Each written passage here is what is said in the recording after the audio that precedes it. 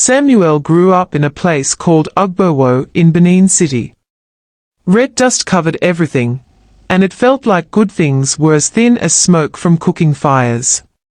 His small house was made of mud bricks, but it was full of his Mama F's, warm love. Mama F was super strong. Her hands were always rough from working so hard.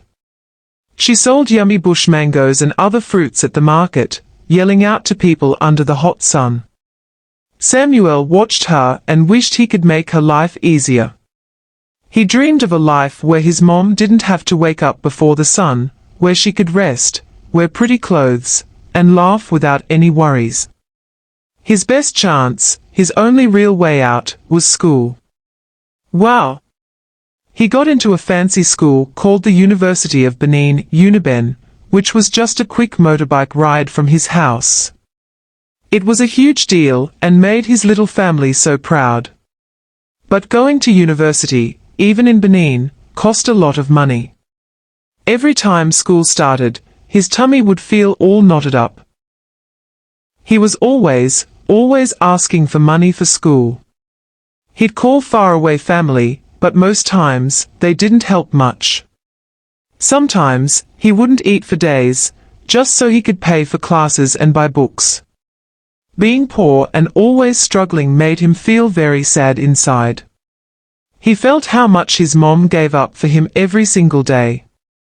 And his friends sometimes made him feel bad too. He needed a way out, a big way out, and he needed it super fast. Being so desperate led him to Osas. Osas wasn't much older than Samuel, maybe 5 years, but he was already rich. Just a few years ago, Osas was as poor as Samuel, his clothes old, his shoes scuffed. But now, he drove a shiny black G-Wagon car with dark windows that showed how jealous many people were. He wore expensive Gucci shirts, and lots of new money just seemed to appear in his hands. Everyone in Ugbowo whispered about Osas. Some admired him, others just shook their heads, knowing. Yahoo boy, they'd whisper, but always quietly, because Osas had power now. Samuel, who only saw the shiny, quick money, forgot his pride. One hot afternoon, he went up to Osas, his voice super quiet, and asked for money to pay his school fees that were overdue. The time limit was almost up, and he might get kicked out of school. Osas, relaxing on a plastic chair outside his newly fixed-up house, with a sly smile, didn't just offer money. He offered a solution. He showed Samuel the world of Yahoo, which is online scamming. It's easy money, bro, Osas had said, fanning himself with a thick stack of dollar bills. Just send some emails, trick some people, and the money flows like the Benin River. No stress. He winked. Samuel felt super ashamed and now owed Osas money for his school fees right away. He felt like a suffocating trap was closing around him. He tried to say no, but Osas kept pushing him. Pretending to help a friend. Osas didn't want the money back in cash. He wanted it back in service, meaning Samuel had to join his group. Samuel was so desperate to pay back his debt and stop borrowing all the time, so he sadly said yes. He became Osas's helper, learning the bad ways of making fake online profiles, hacking into accounts, telling big made-up stories to make people feel sad or excited, and taking money from people far away who didn't know what was happening. He got a cheap laptop, an internet box, and a list of email addresses. At first, Samuel was bad at it. His fake emails had bad grammar and clear lies, so people often ignored them. He saw Osas and other boys, like Jide and Ike, making lots and lots of money, showing off new iPhones, and opening expensive bubbly drinks at clubs. Samuel was still struggling, barely making enough to buy food and pay for his transport, and definitely not enough to pay back the money he owed Osas. Feeling ashamed because he wasn't good at it, and with oses always reminding him of his debt, plus the strong desire for the easy money he saw others getting, Samuel felt like giving up. It was when Samuel was feeling really, really desperate that he first heard quiet talks about a darker way. Among the Yahoo boys, when they were mad, they'd talk very quietly about stronger powers, about juju and old magic. They talked about witch doctors who could open doors and make people believe anything. Samuel was a Christian and always feared such things, but now being scared of being poor was stronger than all his other fears.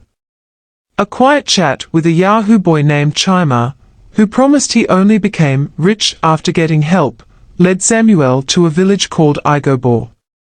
It was deep in a thick, whispering forest in Edo State, known for its powerful magic people.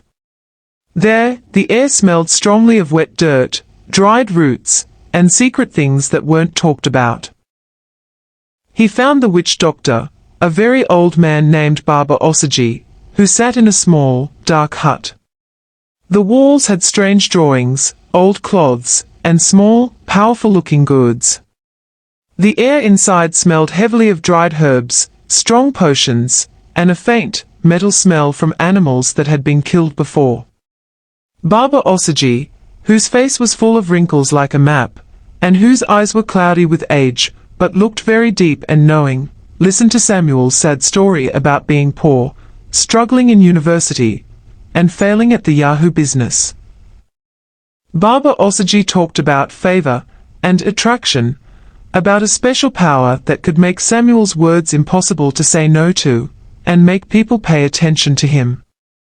He gave Samuel a small leather bag that felt warm and smelled strongly of sharp herbs.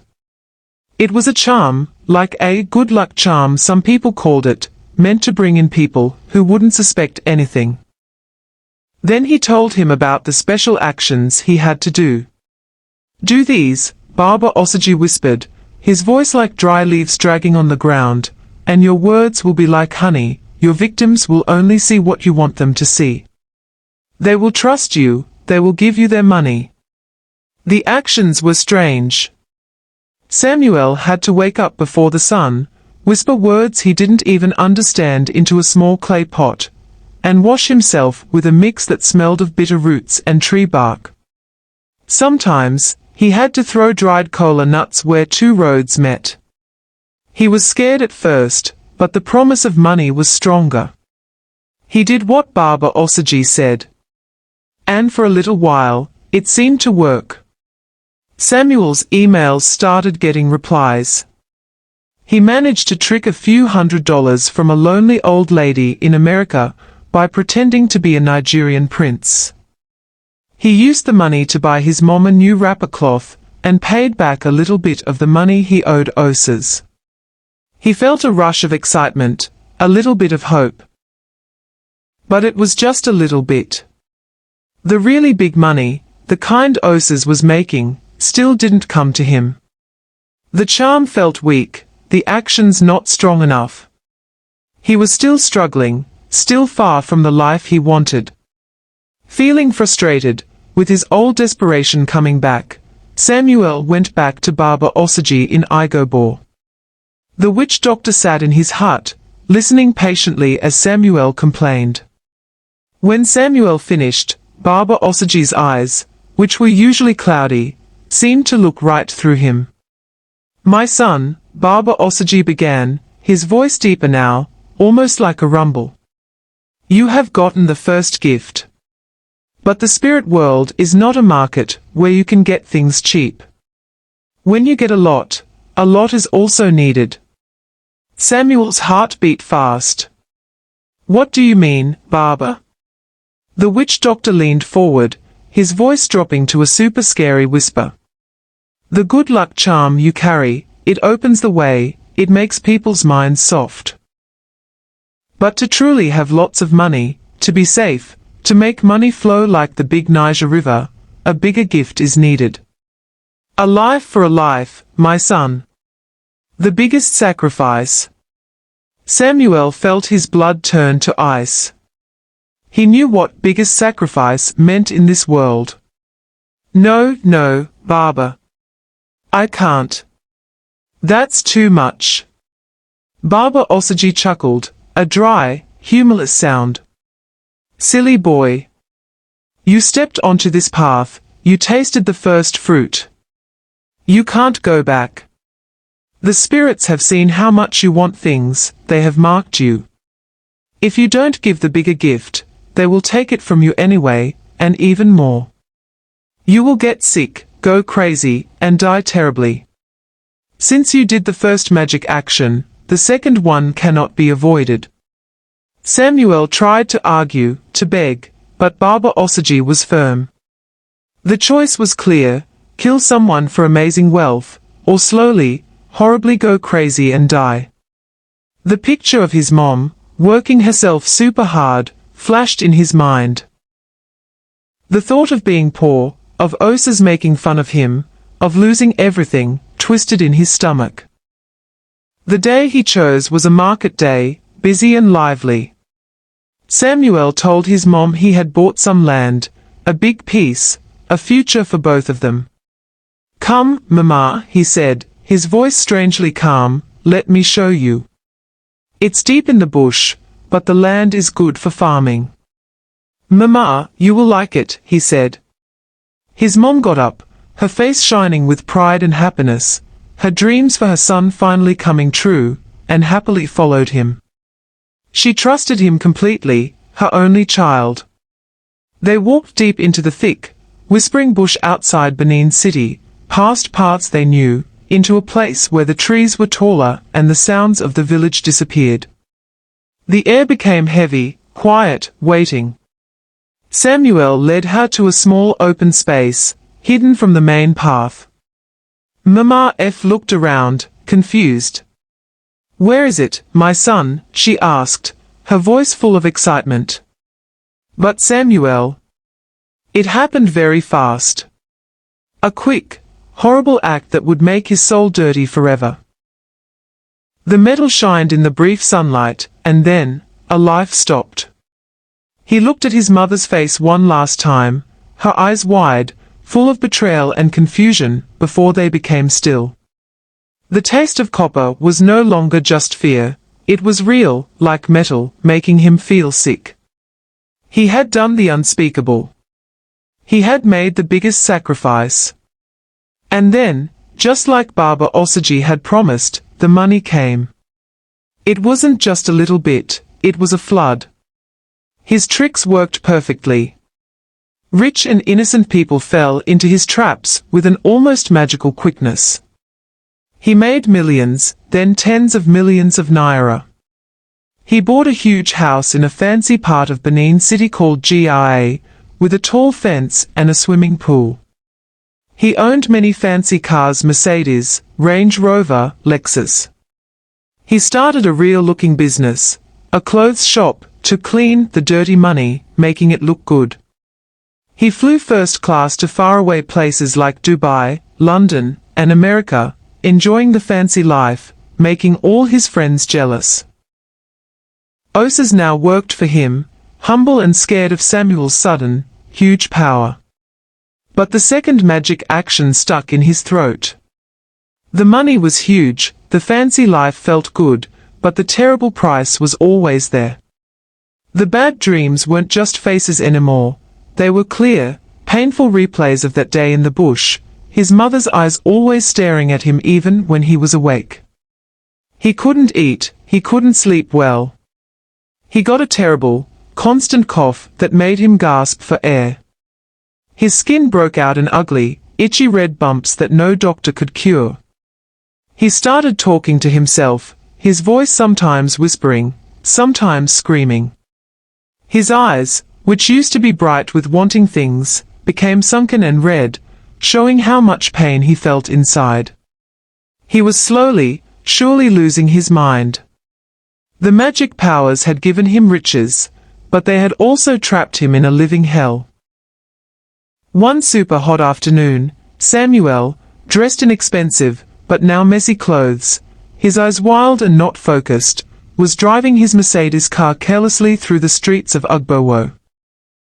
He was arguing with someone no one else could see, screaming bad words at the empty passenger seat.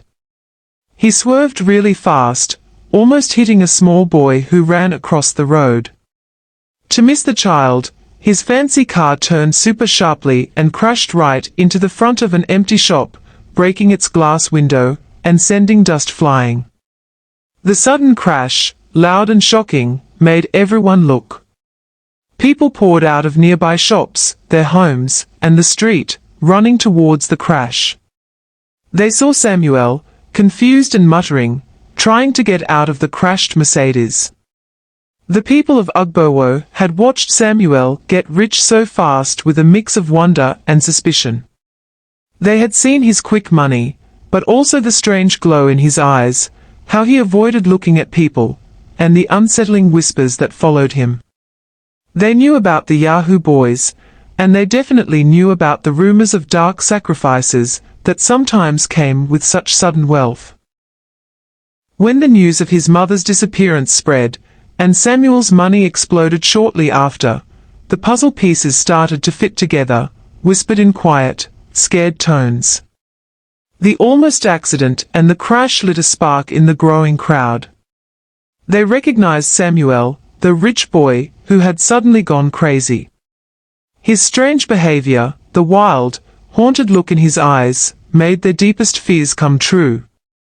As he fumbled with the car door, the crash had forced the car's trunk open. A dark, suspicious bag lay there, and even from far away, the crowd could see it was dripping with blood.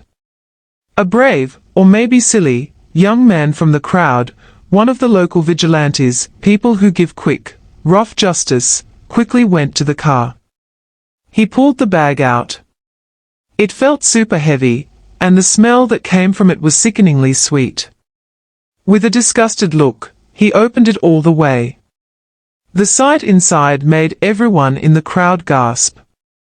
It was full of human body parts, fresh and super easy to recognize. A big gasp from everyone, then a scary silence fell over Ugbowo. Then, someone found their voice and screamed, "Yahoo boy! Ritualist! He killed his mother! He killed our Mama Faye!" The cry spread like a fire, picked up by many voices, fueled by raw horror and anger. The community's anger, fear, and suspicion, which had been hiding for a long time, finally boiled over into a furious rage. Before Samuel could say another word, before he could even try to run, the local vigilantes, young men known for being super dedicated to fairness in the community, grabbed him. They dragged him out of the car, their faces serious, ignoring his frantic begging and his crazy talking. They didn't wait for the police. They knew what they believed, what they had seen, what they had smelled. They had seen the proof with their own eyes. The street justice was fast, brutal, and without mercy. It was how things were done in that place, a rough, very old way of responding to what they saw as a terrible crime, something that spoiled the good heart of their community. His cries were swallowed by the angry shouts of the crowd, the chilling sound of sticks hitting, and the heavy thud of punches. The fancy car, once a shiny sign of his power, was left alone, its broken glass and crumpled metal now splattered with mud and Samuel's own blood. The money, the power, the magic favor, none of it could save him now from the angry community that had seen its most important rules broken in the most horrible way. The sun, as it started to go down over Benin City, made long, red shadows across the dusty streets, just like the dark stains Samuel had made in the bush. The taste of copper, now very real, hung in the hot air, a grim reminder of what happened that day. The serpent's deal was done, and the price, finally, was paid completely. Easy money often comes with a huge price. Samuel wanted money fast and easy, but it led him down a terrible path that cost him everything. True happiness doesn't come from hurting others. Samuel got rich, but he was never happy. Instead, he lived in fear and pain because of the awful things he did. Don't let desperation blind you. When Samuel was desperate, he made choices he never would have made otherwise, leading to a horrible end. Respect for human life is sacred. The story shows what happens when someone completely loses their respect for human life and the natural order of things. Bad choices can haunt you forever. Even with all his wealth, Samuel couldn't escape the guilt and the terrible consequences of his actions.